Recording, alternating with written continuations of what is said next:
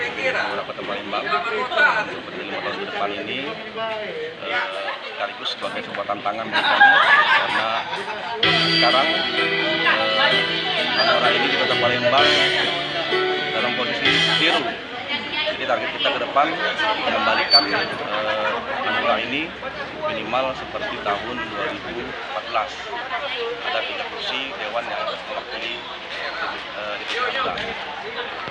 jadi kalau mengenai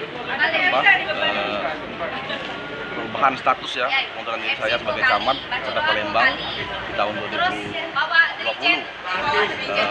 sebetulnya tidak ada keterkaitan dengan pilihan saya pada saat ini.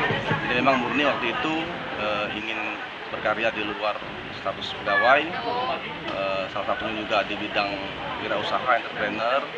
Tapi kemudian di tengah perjalanan ada beberapa sesepuh Hanura ini yang mengajak untuk bergabung.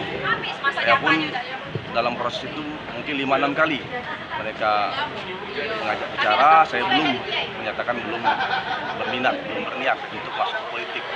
Tapi ada nuansa baru yang kemudian ditawarkan kepada kami di Partai Hanura ini, sehingga meyakinkan saya untuk bisa bergabung.